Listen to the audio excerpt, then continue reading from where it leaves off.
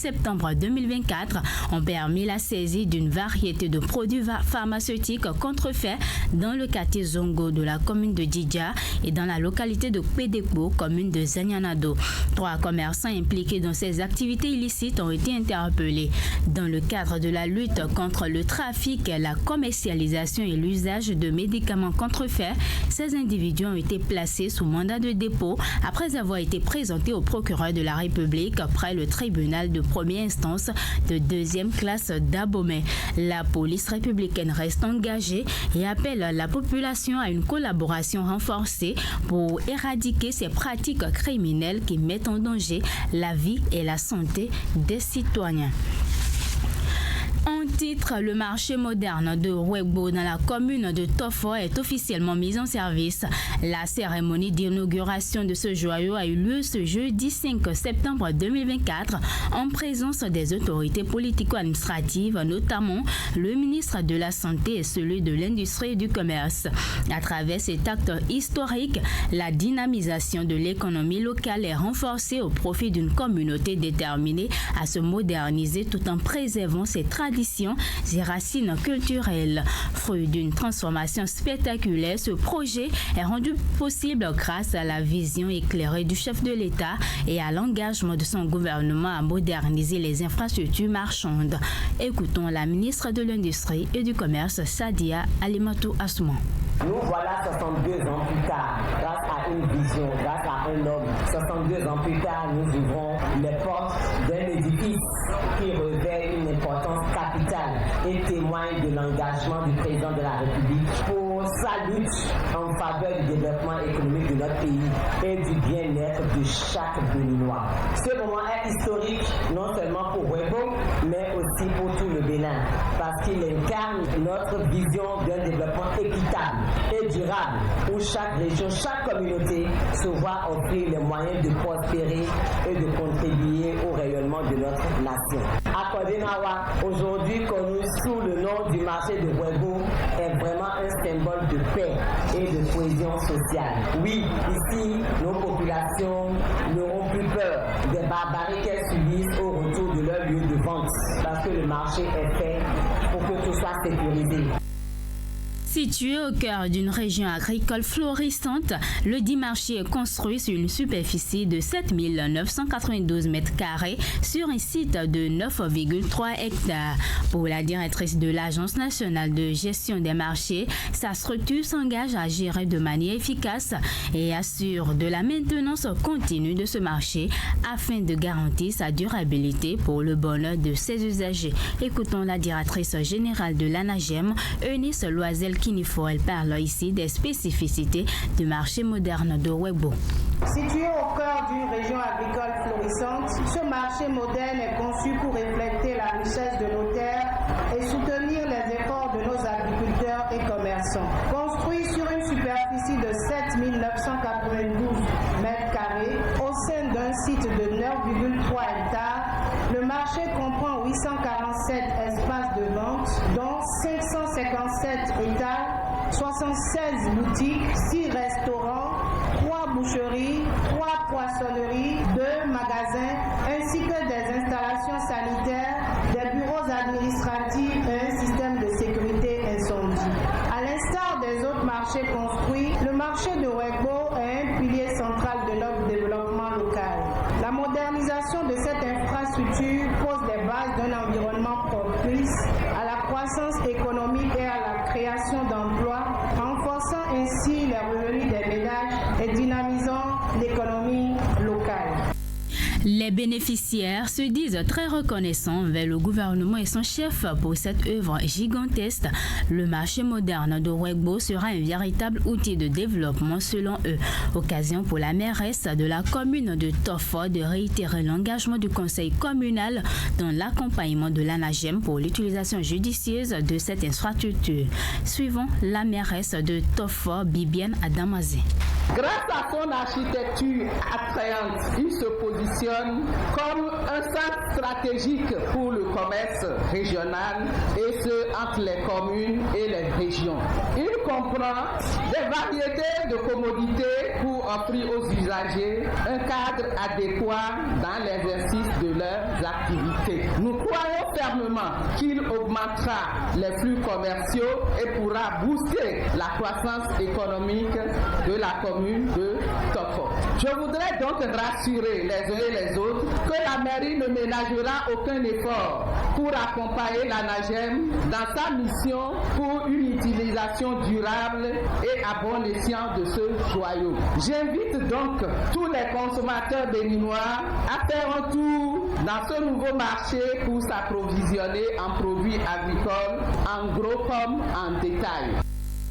Pendant ce temps, le Bénin n'est plus le leader africain de la production cotonnière. Il cède sa place au Mali comme lors de la campagne 2021-2022. C'est ce qu'a indiqué le bulletin du programme régional de production intégrée du coton en Afrique. Si cette chute est mal perçue par les acteurs du secteur et autres responsables de l'interprofession, elle est vue par d'autres comme la conséquence de la politique agricole mise en place par le gouvernement. C'est le cas de l'honorable Habibou Roukoubou, député du Parti Les Démocrates, qui dit ne pas être surpris par cette baisse de performance. Selon lui, d'autres spéculations pourraient connaître le même sort du fait des actes posés par le gouvernement vis-à-vis des producteurs. On écoute pour plus de précision le député Habibou Roukoubou. C'est les signes annonciateurs de la mauvaise gouvernance, de la mauvaise politique en matière de production agricole. Sinon, ça ne s'entend pas. Et pour ce qui me concerne, cela ne me surprend guère. Je crois qu'avec la politique mise en place par le gouvernement, ce n'est même pas seulement le coton qui sera concerné, même les autres produits pourraient être concernés, vu la façon dont on gère le secteur agricole aujourd'hui. On fait comme si les producteurs sont des fonctionnaires de l'État à qui on peut tout imposer, qui ne sont plus libres. Et il n'y a pas une politique claire dans le secteur pour savoir dans quoi nous sommes. Et en matière de fixation des prix, on ne sait même pas dans quoi on est. Pour ce qui concerne la fixation des prix des produits tropicaux, nous ne savons pas dans quoi on est, notamment le soja, l'acajou, le maïs et tout le reste. Je crois qu'il y a une confusion grave que le gouvernement entretient dans ce secteur au nom de la politique industrielle mise en place. Personne n'est contre l'industrialisation de notre pays, mais il faut le faire dans une transparence, avec expertise. Les gens ont déjà développé l'industrie avant nous. Ce n'est pas dans le mépris que cela s'est passé.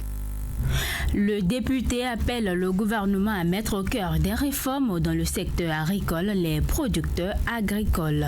Ce faisant, le gouvernement aurait réussi à gagner la confiance de ces derniers, mais aussi à les motiver à renforcer leur capacité de production. Honorable Habibou Roukoubou, qu'on écoute. On définit clairement la politique industrielle qu'on veut mettre en place, en lien avec la production agricole. C'est ce que nous demandons. Et là, tous les acteurs savent désormais comment les choses doivent se passer. Il ne s'agit pas d'utiliser la force à tout moment. C'est ce que nous refusons. Lorsque vous avez une politique claire, vous invitez tous les acteurs autour de la table pour que chacun sache ce que le gouvernement a envie de faire. Sinon, c'est comme si vous naviguez à vue. Et parce que vous avez la police en main, vous avez la justice en main, vous pouvez réprimer les gens, alors vous faites ce que vous voulez. C'est ça qui n'est pas bien. Et ça, dans un pays démocratique, ça ne se fait pas. C'est ça que nous dénonçons. Et la conséquence, c'est ce que vous voyez là. Parce que vous ne pouvez forcer personne à produire si tant est qu'il produit, ça ne lui marche pas. S'il produit ça, il n'a pas son compte, il ne va pas continuer à produire. Si c'est si facile, alors que ceux qui ont installé leur industrie aillent eux-mêmes produire. C'est aussi simple. Nous pensons que c'est pas normal, le gouvernement va changer de comportement. Ce comportement répressif, cette violence qu'on exerce sur le peuple, il faut que ça s'arrête. Il faut qu'on fasse asseoir les acteurs, qu'on leur définisse clairement la politique que le gouvernement est en train de mener et dire à chacun quel est son apport. C'est pas en cours de jeu qu'on commence à changer les règles. Dans la suite de ce journal, on parle de la disponibilité de la patate douce. Ce tubécule cultivé au Bénin et en Afrique abonde actuellement les lieux d'échanges commerciaux à des prix qui sont en fonction de la variété. Lucrèce Okouidjo est allée faire le constat au marché dépôt de Parakou. Elle en a profité pour évoquer la rumeur selon laquelle la patate douce serait source de faiblesse sexuelle chez l'homme. Voici son reportage. Cultivée au Bénin, la patate douce tubercule appréciée en raison de sa saveur et sa polyvalence culinaire est actuellement disponible dans les marchés. En ce qui concerne le prix, bon nombre ne se plaignent pas à cause de sa présence permanente depuis plusieurs semaines. Le tas de ce tubercule est très accessible, ce qui permet aux consommateurs de s'en procurer. C'est le constat fait au marché dépôt de Parakou, vendeurs et consommateurs en parlent. Il a fait le même constat parce que c'est le temps où la nouvelle Niamey est sortie et au départ c'était un peu rare et cher, mais actuellement ce n'est plus cher comme au départ. Et la cause est que la nouvelle Niamey est sortie et là le maïs frais aussi un peu partout, c'est pourquoi c'est moins cher. Et puis le tas, en tout cas ça dépend du prix que vous voulez. Il y a des tas de 1000 francs, de 500, de 2000, de 3000 ainsi de suite. Mais moi je viens de prendre des tas de 2000. Patate, oui, parce que nous-mêmes on a démarré ça et ça marche et on rend grâce à Dieu. Bien qu'il existe plusieurs variétés de patates, la patate blanche est la plus consommée par plusieurs personnes. La preuve avec ses vendeurs et consommateurs rencontrés au marché des Baux. Il y a patate douce, patate blanche et rouge. C'est les deux qualités que...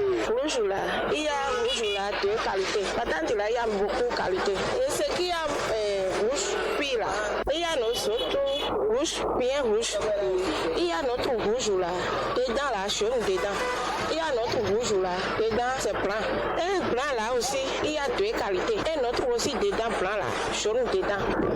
Il y a notre blanc là, dedans c'est blanc. Et si tu prépares ce qui est jaune dedans là, c'est du et pas ce qui est blanc. Au Bénin et en Afrique de l'Ouest, la patate douce, malgré sa saveur, est considérée par certaines personnes comme un facteur de faiblesse sexuelle chez l'homme. À cette préoccupation, voici la réponse de Dr Abdul Jalil Tehami, médecin généraliste. La consommation de la patate douce ne rend aucunement impuissant le consommateur. Bien au contraire, la patate douce regorge de vitamine A. On sait tous que la vitamine A contribue à la protection contre les maladies des yeux et contre certains cancers. La patate douce aussi contient d'autres constituants qui participent au bon fonctionnement de l'organisme. Aucune étude n'a été menée qui atteste que la patate douce contribuerait à l'affaiblissement de la fonction sexuelle de l'individu. Riche en vitamine A, la patate douce joue un rôle très important dans l'organisme. Elle peut réduire le risque de cancer et favoriser la santé digestive. La générale. Les agents de la SGDS, la Société de gestion des déchets et de la salubrité de la ville de Parakou, sont en colère. Ils l'ont manifesté ce vendredi matin à travers une marche pacifique. Une marche non autorisée démarrée devant la direction départementale du cadre de vie et qui a échoué à la préfecture de Parakou. Les manifestants dénoncent le traitement à eux réservé par les petites et moyennes entreprises retenues par la SGDS pour assurer la salubrité de la ville. Mais la pomme de discorde est surtout relative, rumeurs faisant état d'une probable réduction de leur salaire.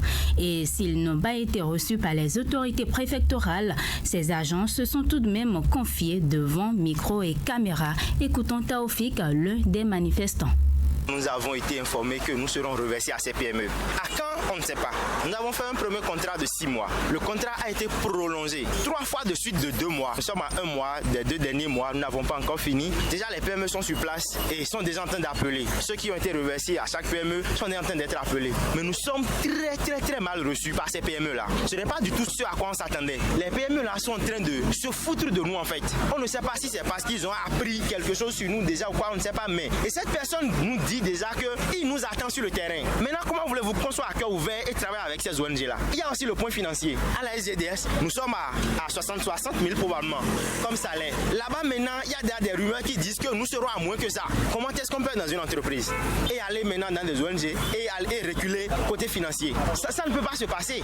Et déjà, on sera probablement payé au même titre que les nouveaux recrues. Il faudrait que les PME nous traitent exactement comme nous avons été traités avec la SGDS. Trop c'est trop, dira de son côté Clément Rafiou, chef d'équipe de la SGDS à Parakou. Il déplore l'attitude des PME et souhaite que leur contrat avec la SGDS soit maintenu. Clément Rafiou, qu'on écoute. D'abord, quand on nous a recrutés, on a demandé qu'ils vont nous garder 6 mois, après 2 mois, le temps que les entreprises ne viennent. Et avant l'arrivée ou à l'arrivée des entreprises, ils vont garder certains d'entre nous au niveau de la SGDS. Et en dehors de ça, les autres seront envoyés au niveau des entreprises qui sont les PME. Nous n'avons pas refusé. Mais force est de constater qu'ils nous ont dit non, pardonnez, restez encore 2 mois. On a accepté. Pour nous, on se disait, bon, 2 mois, cela revient à dire qu'ils veulent nous garder tous. Donc, mais du jour au lendemain, subitement, on nous dit, allez-y pour les entretiens. On se lève pour entretien, c'est de n'importe quoi là-bas. Moi, par exemple, ici, en tant que chef d'équipe, j'étais payé à 70. Au niveau de l'entretien, qu'on me dise que je serai payé à 52 000 ou 58 000, vous quand même. Nous voulons aller en avant, nous voulons regresser. Je implore la clémence des autorités compétentes dans la commune de Parakou, afin qu'ils pensent et voient les durs avec qu'on a eu à faire et plaider spécialement pour nous. Nous ne voulons pas aller spécialement avec ces PME. Pourquoi spécialement ne pas nous laisser, nous autres, avec la SGDS de côté et que les PME prennent leur argent à part? Joint au téléphone par la rédaction de Fraternité FM, le service de communication de la SGDS tempère. Il s'agit d'un mouvement d'humeur qui va se gérer à l'interne, rassure-t-il, tout en promettant communiquer sur la situation très prochainement. Une note d'éducation dans ce journal. Les activités pédagogiques reprennent dans les établissements maternels, primaires et secondaires le 16 septembre prochain sur tout l'ensemble du territoire national. À quelques jours de cette reprise, les acteurs mettent les bouchées doubles pour une rentrée réussie. Pendant que les parents s'affairent pour l'achat des fournitures scolaires et des uniformes kaki, les apprenants eux-mêmes s'apprêtent à leur manière. Ces derniers se disent même impatients de reprendre le chemin des classes. C'est le cas de Jean-Eudes Dankossi, élève passant en classe de première. On l'écoute. Pour la rentrée prochaine, je me prépare, j'ai fait des cours de renforcement pour améliorer mes capacités. Pendant les vacances, comme je fais le centre Don Bosco, je me forme en électricité industrielle. Donc j'ai fait des stages parce qu'il y a certaines matières où ça ne marche pas. Je passe en première F3. J'ai également aussi déjà préparé mes fournitures pour l'année à venir. J'attends la rentrée. Les parents aussi nous aident pour lancer notre rentrée en nous achetant les différentes fournitures et ce qu'il nous faudra pour combler le reste. Pendant les vacances, j'ai eu à faire beaucoup de jobs. Et j'ai gagné pas mal d'argent. Bon, grâce à ce que j'ai appris aux années antérieures, j'ai pu me faire un peu d'argent et j'espère qu'avec ce qui vient pour l'année prochaine, je pourrai encore acquérir plus de missions. Bon, je suis content de retourner à l'école, mais les vacances n'ont pas été longues, donc c'est pas grave. En tout cas, on va faire avec. Je l'ai eu de vite se préparer car il ne reste plus beaucoup de temps avant la rentrée. Pendant que certains apprenants sont déjà prêts pour reprendre le chemin des classes, d'autres sont confrontés à d'énormes difficultés, entre autres le manque de moyens financiers pour s'acheter des fournitures scolaires et confectionner également leur tenue kaki, une situation qui constitue un véritable casse-tête pour ces derniers. Claudine Biaou est l'une des apprenantes qui se trouve dans cette situation. Elle souhaite l'accompagnement des uns et des autres. On l'écoute. Vraiment, je n'ai pas encore commencé par acheter les fournitures cette année. Je n'ai pas encore commencé. Habituellement, j'achète un peu, mais cette année, je n'ai pas encore commencé. La façon dont tout est cher maintenant, et vraiment. Cette année, il n'y a pas l'argent. C'est vraiment un casse-tête pour nous, l'achat des fournitures cette année. Habituellement, les années antérieures, on arrive à trouver au moins quelques jobs à faire pour pouvoir trouver de l'argent. Mais cette année-là, vraiment, c'est très, très difficile. C'est vraiment difficile. Ce journal se poursuit cette fois-ci avec les informations sur le plan africain.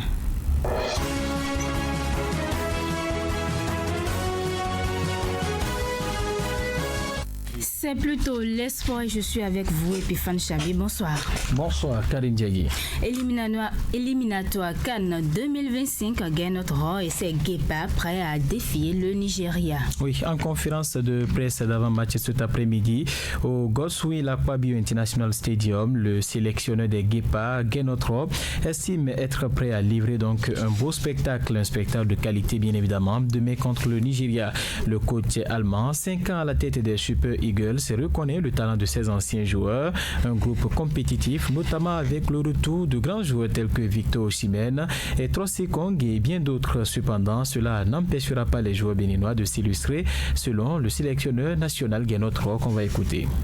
Bon, Je suis resté au Nigeria pendant près de 5 ans et j'ai toujours de bons souvenirs. On a joué contre le Bénin quand j'étais ici. Et aujourd'hui, ce même sport nous rassemble. On a joué contre le Nigeria à Abidjan en juin. Quelques-uns parmi nous y étaient et une fois encore, nous nous croisons pour les qualificatifs de la CAN et nous sommes heureux de jouer contre le Nigeria une fois encore. C'est avec une grande émotion que je reviens ici, puisque nous avons partagé de bons moments que je ne peux oublier. Demain, nous avons un grand match à jouer. Nous sommes prêts à livrer le match puisque nous sommes au complet, sauf le défenseur Mohamed Tidjani qui est blessé. Le Nigeria a une équipe complète avec de grands joueurs. En juin, il n'y avait pas d'Osimhen, Moses, Ola Aina et autres. Nous sommes au Nigeria et tous ces joueurs évoluent dans de gros clubs et jouent régulièrement dans leur championnat. Ce qui n'est pas le cas avec mon équipe où plusieurs joueurs se cherchent encore. Mais malgré cela, ils restent motivés et prêts pour demain soir. Voilà donc le sélectionneur national Guénotro. Il faut préciser que ce match se joue demain donc au Godswill Akpabio International Stadium à Ouyo à partir de 17h. Et puis le Togo accroché à domicile pour son premier match de 16 éliminatoires pour la CAN 2025. Justement, les éperviers du Togo sont accrochés ce soir par le Libéria au stade de Kégué. Un but partout, c'est le score qui a sanctionné la première rencontre disputée par la nouvelle version des éperviers dirigée par Nibombe Daré. Le but togolais, arrivé donc un peu plus tard à la 78e minute, a donné donc l'avantage aux Togolais qui se feront rattraper en toute fin de rencontre à la 92e minute avec un but égalisateur des visiteurs. Le score des autres matchs, la République démocratique du Congo a battu la Guinée 1-0 pendant que l'Afrique du Sud et l'Ouganda ont fait match nul 2 buts partout. Le Kenya et le Zimbabwe se séparent dos à dos. Match nul et vierge, 0 but partout. Merci à vous, Epifan Chabé, pour toutes ces informations. Place à présent maintenant aux nouvelles sur le plan africain.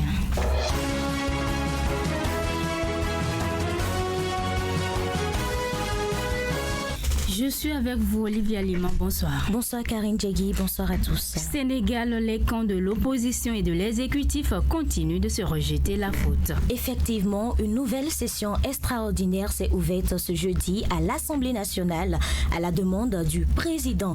4 projets de loi et une déclaration de politique générale sont inscrits à l'ordre du jour de cette session qui, de ce fait, met en veilleuse la notion de censure introduite par les députés du camp de l'ancien président Macky Sall, chaque camp rejetant sur l'autre la faute du blocage de l'action gouvernementale. L'ouverture de cette nouvelle session n'aura duré que quelques minutes et l'examen à proprement parler des projets de loi qui commencera samedi 7 septembre, mais dans chaque cas, les positions restent inchangées.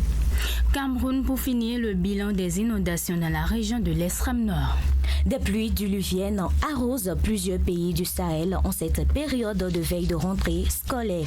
Environ 19 000 ménages sont affectés par ces pluies. Les maisons sont submergées par les eaux et les familles ont perdu leurs biens, réserves de nourriture et ustensiles. Ces inondations sont causées par des fortes précipitations enregistrées au cours des mois de juillet et août dans la région de l'extrême nord. Selon le système des Nations Unies, elles ont détruit 8600 maisons, inondé des milliers d'hectares de cultures et causé la perte de milliers d'animaux.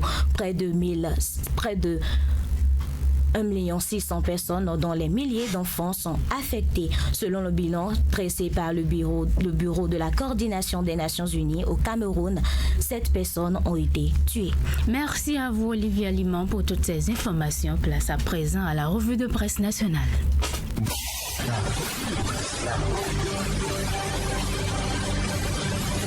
Bonjour à tous et bienvenue dans cette revue de presse. Nouvelle accusation du Niger contre le Bénin en marge du Forum France-Afrique 2024. La réouverture des frontières de plus en plus compromise. C'est le gros titre qui fait la une de matinale. Matin Libre et bien d'autres publications ce matin qui précisent qu'en marge de ce forum, le premier ministre nigérien a rencontré la diaspora nigérienne en Chine. Et lors de cette rencontre, l'autorité nigérienne a une fois encore accusé le Bénin d'abriter des bases militaires françaises et de dresser la passerelle aux Français qui, depuis le territoire béninois, orchestrent des attaques terroristes au Niger. Selon Matin Libre, il s'agit d'une situation qui, selon le Premier ministre nigérien, met en péril la réouverture des frontières bénino-nigériennes du côté de Niamey. Une nouvelle accusation contre le Bénin, taxé depuis plusieurs mois d'abriter sur son territoire des bases militaires françaises selon Matin Libre. Lamine Zeni reprend ainsi les propos du président du Conseil national pour la sauvegarde de la patrie, le CNSP Abdourahmane Tiani, qui, lors d'un entretien début août 2024, avait déclaré de tenir des preuves formelles de ce que le Bénin tramerait depuis 2023 avec des agents de la DGS française, des velléités d'atteinte à la sécurité du Niger. Pour nombre d'observateurs, ces accusations prétendument malveillantes seraient du pur alibi pour ne pas rouvrir les frontières bénino-nigériennes et en somme, les publications concluent que le Niger ferait du dilatoire et s'adonne à un jeu flou. Dans la suite de cette revue, Bénin Intelligent parle politique et précise que la contestation liée au code électoral tombe sur la table de la Commission africaine des droits de l'homme et des peuples. Après épuisement des voies de recours à l'interne suite au contrôle de constitutionnalité concluant de la haute juridiction, 5 juristes portent plainte contre le Bénin devant la juridiction panafricaine. La plainte dont Bénin Intelligent a copié a été déposée le 20 juin 2024 selon les informations relayées par le journal. Elle a été notifiée en août à l'État défenseur le Bénin et conformément à l'article 116 du règlement de la CADHP, celui-ci après réception des arguments et preuves des plaignants dispose de 60 jours pour présenter ses observations et arguments. Selon le journal, les dispositions du code électoral qu'attaquent les 5 juristes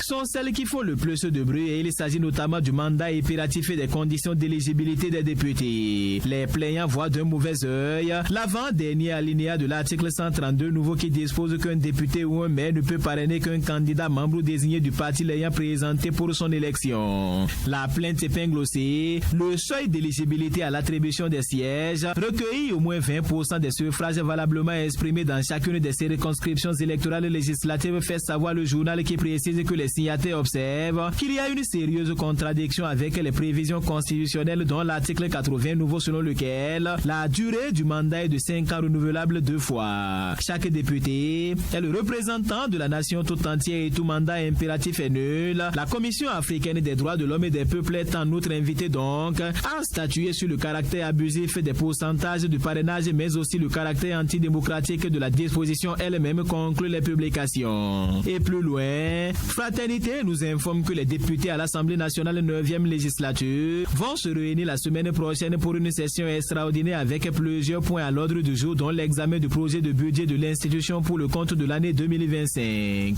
Ceci dans la perspective de la session budgétaire qui va s'ouvrir dans la deuxième quinzaine du mois d'octobre. La publication rappelle que pour le compte de l'année 2024, le Parlement est en train d'exécuter un budget qui s'élève à 24 788 millions environ. Le point d'exécution de ce budget sera également connu lors de la séance plénière qui sera consacrée à l'étude du projet de budget 2025, conclut le même journal. Et dans la suite, Matin Libre revient sur l'affaire Steve Amoussou et précise que le procès de ce mardi organisé à la Cour de répression des infractions économiques et de terrorisme pour arrestation illégale de ce dernier est un procès qui suscite moult interrogations. Quels sont les dessous de l'interpellation de Steve Amoussou? Pourquoi la police républicaine n'a-t-elle pas mis aux arrêts ses présumés ravisseurs au moment où ceux-ci leur confiaient Steve Amoussou? Est-il désormais possible que de simples individus se substituent à la police pour interpeller une personne et la remettre à la police? Autant de questions qui restent toutefois à élucider, étant donné qu'il est incompréhensible que ces présumés ravisseurs ne soient soupçonnés et finalement condamnés que lors du procès à la criette, révèle le journal. La publication fait remarquer que la justice béninoise devrait également se préoccuper de ce pan de l'affaire afin de faire toute la lumière possible sur l'interpellation de Steve Amoussou en territoire étranger. Et dans les dernières secondes, Éveil Info, le Télégramme, le Potentiel et bien d'autres publications nous informent que la presse béninoise est de nouveau en deuil. L'animateur et journaliste en langue fond de Radio Planète Jacques Abozo n'est plus. Il est décédé dans la matinée de ce jeudi 5 septembre 2024.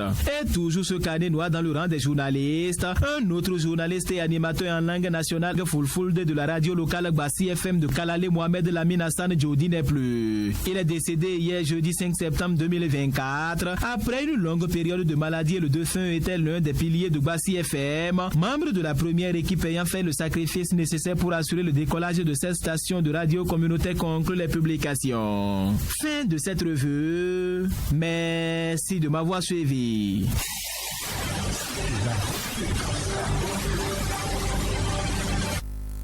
C'est également la fin de cette édition que nous vous remercions d'avoir suivi. Mise en ligne en Franck Degla. Christian Vossetin lui a assuré la mise en onde de cette édition. À l'édition, on retrouve Lucrèce Okouidjo et devant ce micro pour la présentation, je suis Karine Djegui. Bonne soirée à vous. C'était la Générale de l'information avec le service de l'information de Fraternité FM.